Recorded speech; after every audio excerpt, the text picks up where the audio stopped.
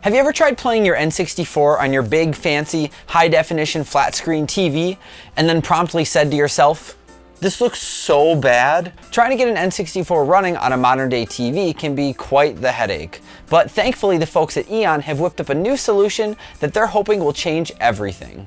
I'm Zion from Nintendo Life, and today we're taking a look at the Super 64, an easy-to-use, plug-and-play HDMI upscaler for the Nintendo 64. The Super 64 allows you to play your N64 on any HD TV with no hassle and without the need of extra cords. Everything is built right into this device.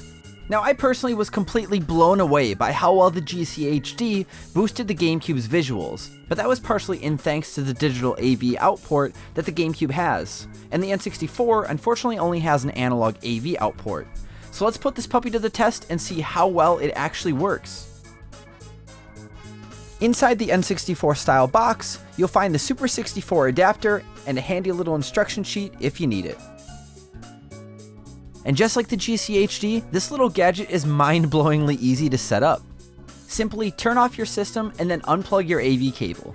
We then recommend grabbing the adapter and plugging the HDMI cable into it, then plugging the adapter into your system, as it just makes the process all a little bit easier. And there's really no extra settings either that need to be tweaked. It's literally that simple. And the best part is that this adapter is compatible with every official N64 game that's out there on the market or already in your collection. And now, some of you might be thinking to yourself, Excuse me though, my N64 plays on my HD TV just fine. I don't need something like this. Well, surprisingly, there's a lot of TVs these days that just don't have the right inputs for an N64, or they just flat out don't like them and they won't work.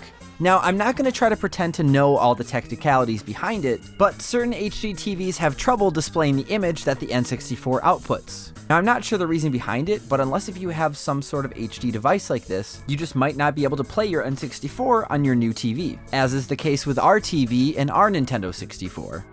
Now, there are some cheaper alternatives out there on the market, like this AV to HDMI converter box that I have, but it does need to be plugged into an external USB port for power. It might stretch your image a little on the TV, and they do have a tendency to act a little wonky at times depending on the TV that you're using. I've had it happen where I've been using my Super Nintendo with one of these, and there'll just be like green lines in the background of the screen. I wish I had some gameplay to show you. These boxes just aren't the most reliable. One special feature that makes the Super 64 different than anything else is the slick button. You can push this button at any time while playing a game, and it essentially smooths out all the rough edges on your screen.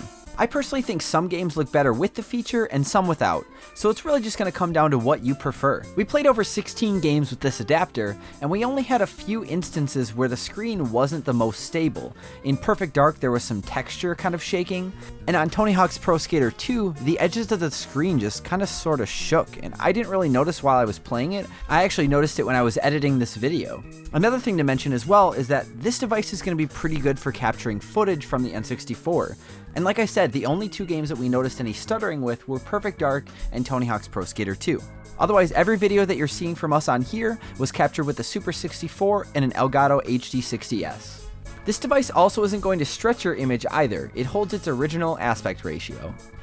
It also feels really tough and sturdy, like it has some heft to it. There's also some feet on the bottom of the adapter that keep the system nice and stable and flat when it's plugged in. And now we have to talk about the downsides.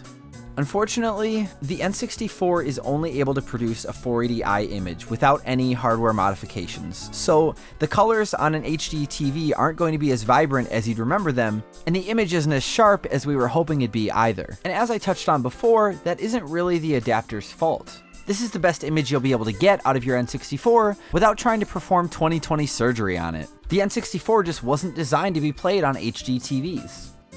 One feature that might have made the image look a little bit better for me would have been the ability to turn on Scanlines.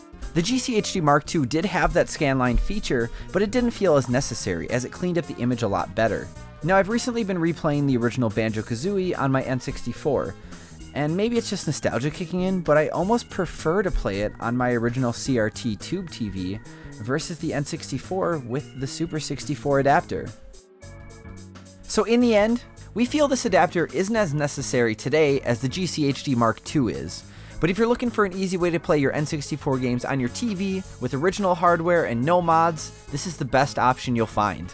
The Super 64 HDMI adapter for the Nintendo 64 is retailing for $149.99 US and is expecting to ship at the end of this month.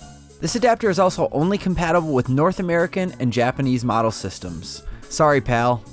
If you're interested in picking up one for yourself, we'll pop a link in the description below.